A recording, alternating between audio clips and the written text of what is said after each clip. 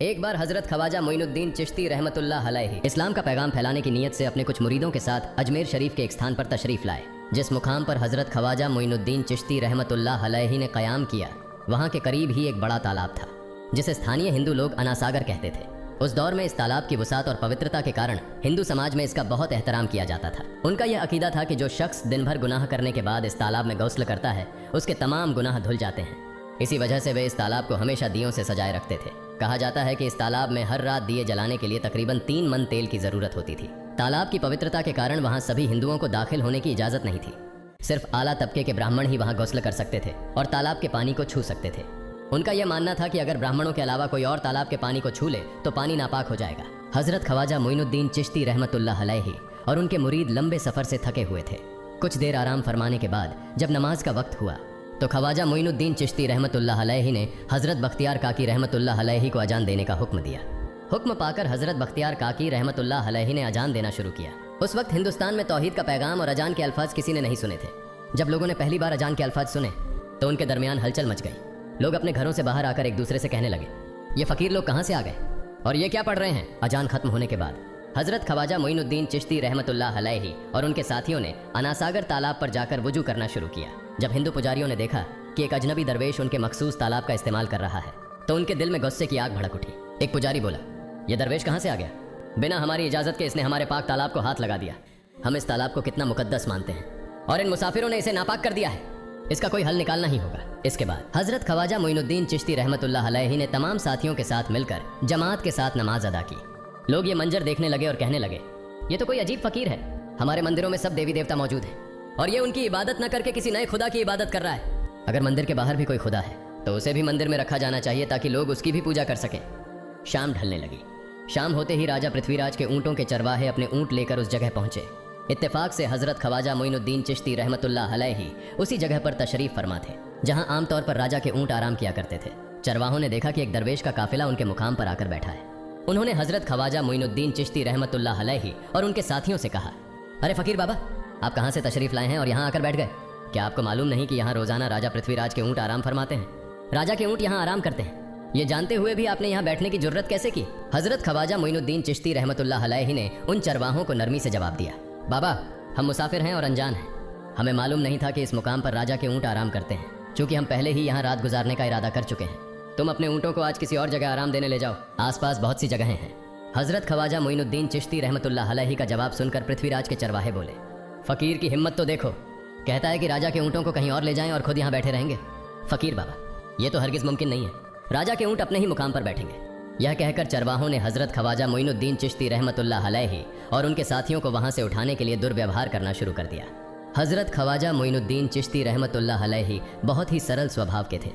जब उन्होंने देखा कि चरवाहे दुर्व्यवहार कर रहे हैं तो उन्होंने बख्तियार काकी रहमतुल्लाह अलैहि से कहा, बख्तियार, हम यहाँ बैठकर क्या करेंगे? जब राजा के ऊँटों को यहीं बैठाना है तो रहने दो, ऊँट यहीं बैठे, हम यहाँ से जा रहे हैं। यह कहकर हजरत ख्वाजा मोइनुद्दीन चिश्ती रहमतुल्लाह अलैहि अपने साथियों के साथ वहां से चले गए। अगली सुबह जब ऊँटों को फिर से चरागाह में ले जाने का समय आया तो चरवाहे ऊँटों को उठाने की कोशिश करने लगे, लेकिन बार बार कोशिश के बावजूद वे ऊँटों को उठा नहीं सके, क्योंकि अल्लाह के वली हजरत ख्वाजा मोइनुद्दीन चिश्ती रहमतुल्लाह अलैहि ने कहा था कि ऊँट यहीं बैठेंगे। अल्लाह रब्बुल आलमीन ने उनकी यह दुआ कबूल कर ली थी और ऊँटों को आदेश दिया था कि जब तक मोइनुद्दीन चिश्ती खुद नहीं कहेंगे तब तक वे यहीं बैठे रहेंगे। इसके बाद चरवाहे ऊँटों के न उठने का कारण जानने लगे। उनमें से एक नेक चरवाहा था जिसने कहा, क्या तुम्हें याद है कि हमने कल यहाँ से एक दरवेश को उठाया था? जाते जाते उन्होंने कहा था कि हम जा रहे हैं, राजा के ऊँट यहीं बैठेंगे। मुझे लगता है कि उनके कहे शब्दों के कारण ही राजा के ऊँट उठ नहीं पा रहे हैं। शायद वह कोई बड़े वली हैं या अल्लाह का कोई अवतार है। इस बात को महामहिम राजा के समक्ष रखते हैं। इसके बाद चरवाहे पृथ्वीराज के पास पहुंचे और हाथ जोड़कर निवेदन किया, महाराज, हमने बहुत कोशिश की लेकिन आपके ऊँटों को उनके स्थान से नहीं उठा सके और उन्हें चरागाह में घास चराने नहीं ले जा पा रहे हैं। राजा पृथ्वीराज ने आश्चर्य से पूछा, क्या ऊँटों को कोई बीमारी है जिस कारण वे उठ नहीं पा रहे? चरवाहों ने कहा, महाराज, ऊँट पूरी तरह स्वस्थ हैं, उन्हें कोई बीमारी नहीं है।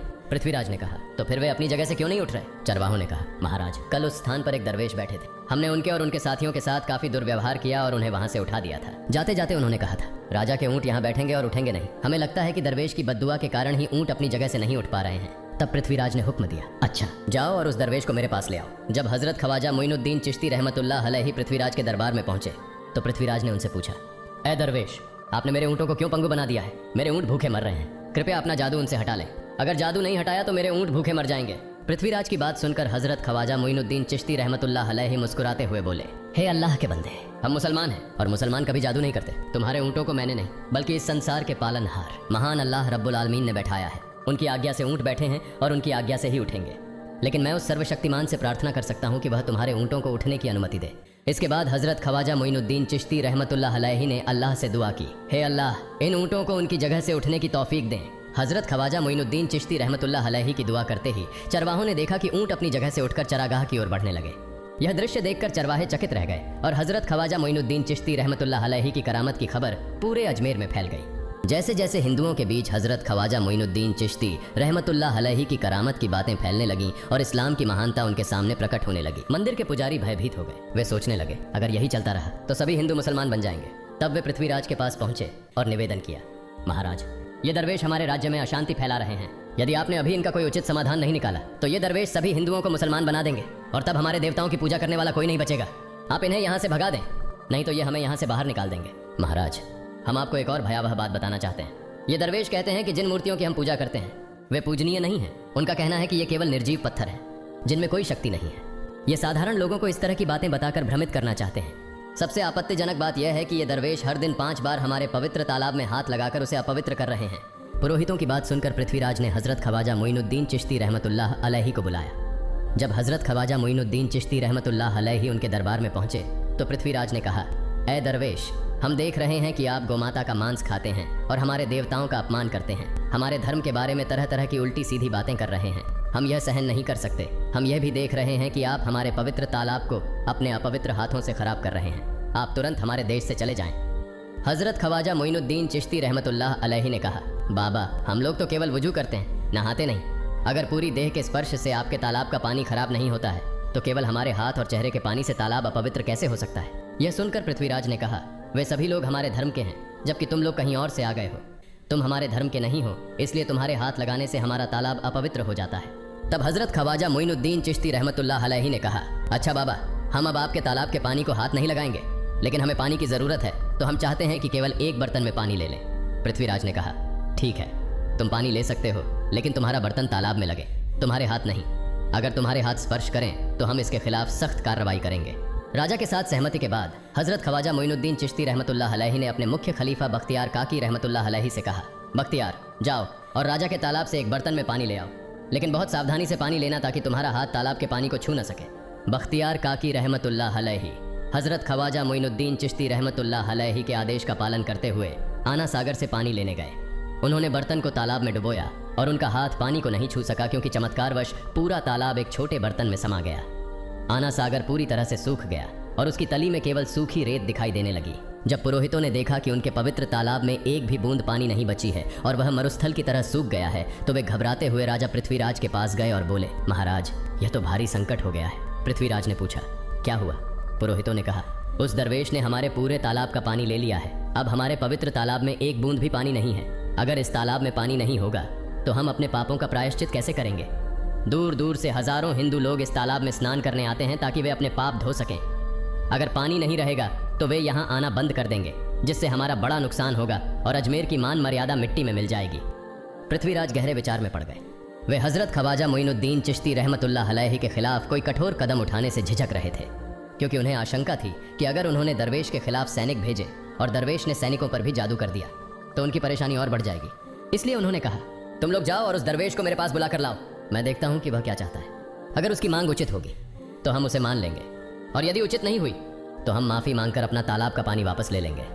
जब हजरत ख्वाजा मोइनुद्दीन चिश्ती रहमतुल्लाह अलैहि पृथ्वीराज के दरबार में पहुंचे तो पृथ्वीराज ने कहा, ऐ बाबा, आपने हमारे तालाब का सारा पानी ले लिया है। हम अपने पापों का प्रायश्चित कैसे करेंगे? पूरे दिन के पाप हम इस तालाब में स्नान करके धोते हैं। अगर तालाब में पानी नहीं होगा तो हम अपने पाप कैसे धोएंगे? हजरत ख्वाजा मोइनुद्दीन चिश्ती रहमतुल्लाह अलैहि ने उत्तर दिया, देखो बाबा, तुम्हारे पास आना सागर है, पर दुनिया के हर कोने में ऐसा तालाब नहीं है, तो क्या वे लोग अपने पाप कैसे धोएंगे? पापों को धोने की ताकत इस तालाब के पानी में नहीं है। पापों को माफ करने वाला केवल अल्लाह है, जिसने आकाश, धरती और पूरी सृष्टि बनाई है। उसकी इजाजत के बिना एक पत्ता भी नहीं हिलता। इसलिए मैं तुम्हें इस भ्रम को छोड़कर सही राह पर आने की दावत देता हूँ। वहाँ मौजूद हजारों हिंदू हजरत ख्वाजा मोइनुद्दीन चिश्ती रहमतुल्लाह अलैहि की बातें मंत्रमुग्ध होकर सुन रहे थे। इसके बाद उन्होंने कहा, जाओ बख्तियार, जिस बर्तन में तुमने तालाब का पानी लिया था उसे वापस तालाब में डालाओ। बख्तियार काकी रहमतुल्लाह अलैहि हज़रत ख्वाजा मोइनुद्दीन चिश्ती रहमतुल्लाह अलैहि के हुक्म से आना सागर में बर्तन का पानी डालने गए। जैसे ही बर्तन का पानी तालाब में डाला, आना सागर फिर से पानी से लबालब भर गया। इस चमत्कार को देखकर वहां मौजूद कई हिंदुओं ने कलमा पढ़कर इस्लाम कबूल कर लिया। यह देखकर हिंदू पुरोहितों और पंडितों की चिंता बढ़ गई। वे पृथ्वीराज के पास गए और बोले, महाराज, यदि अब कोई उपाय नहीं किया गया तो सारे हिंदू मुसलमान हो जाएंगे। पृथ्वीराज ने कहा, मुझे सलाह दो, इस दरवेश का मुकाबला कैसे किया जा सकता है? पुरोहितों ने कहा, यह दरवेश एक बड़ा जादूगर है, इसलिए इसका मुकाबला भी जादू से करना होगा। हमारे बीच एक बड़े पुरोहित और जादूगर रामदेव हैं, उन्हें इसके मुकाबले में भेजें। अगर वह जादू से इसे हरा सके तो हम अपने हिंदू धर्म का गौरव फिर से प्राप्त कर सकेंगे। पृथ्वीराज ने रामदेव को बुलाकर कहा, रामदेव, मैं तुम्हें इस दरवेश को जादू से हराने की जिम्मेदारी दे रहा हूँ। अगर तुम उसे हरा सके तो हम अपने धर्म का गौरव फिर से पा सकेंगे। रामदेव ने पृथ्वीराज को आश्वस्त करते हुए कहा, महाराज, आप चिंता न करें, इस दरवेश को हराना मेरे लिए बहुत आसान है। मैं आपके समक्ष हमारे धर्म का गौरव वापस लाकर रहूंगा। इसके बाद रामदेव अपने साथियों के साथ हजरत ख्वाजा मोइनुद्दीन चिश्ती रहमतुल्लाह अलैहि के सामने मुकाबले के लिए पहुंचा। उसने कहा, मोइनुद्दीन, अगर तुम में ताकत है तो मुझसे जादू का मुकाबला करो। मैंने तुम जैसे बहुत से जादूगरों को हराया है, तुम्हें हराना तो मेरे लिए साधारण बात है। हजरत ख्वाजा मोइनुद्दीन चिश्ती रहमतुल्लाह अलैहि ने उसकी बातों का कोई जवाब नहीं दिया। रामदेव ने देखा कि हजरत ख्वाजा मोइनुद्दीन चुप हैं, तो उसने गाली गलौज करना शुरू कर दिया। जब रामदेव अपनी हदें पार कर गया तो हजरत ख्वाजा मोइनुद्दीन ने उसकी आंखों में देखते हुए कहा, रामदेव, तू चिल्ला रहा है, लेकिन मैं तेरे माथे पर ईमान की रोशनी देख रहा हूँ। हजरत ख्वाजा मोइनुद्दीन चिश्ती रहमतुल्लाह अलैहि की यह बात सुनते ही रामदेव कांपने लगा और उसी क्षण अल्लाह रब्बुल आलमीन ने उसके दिल में ईमान की रोशनी डाल दी। रामदेव हजरत ख्वाजा मोइनुद्दीन चिश्ती के चरणों में गिर पड़ा और बोला, हे अल्लाह के वली, मैंने आपके साथ बहुत बेअदबी की है, मुझे माफ़ करें और मुझे कलमा पढ़ाकर इस्लाम की राह दिखाएं। हजरत ख्वाजा मोइनुद्दीन चिश्ती रहमतुल्लाह अलैहि ने रामदेव को कलमा पढ़ाया और उनका नाम रखा मोहम्मद सादिक।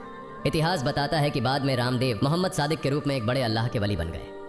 प्रिय पाठकों, सोचें, जो रामदेव हजरत ख्वाजा मोइनुद्दीन चिश्ती को पराजित करने आए थे, वही अब उनके हाथ में हाथ देकर इस्लाम की शांति की छांव में आ गए। यह अल्लाह रब्बुल आलमीन का चमत्कार और शक्ति है जो जिसे चाहे हिदायत दे सकता है। आमीन।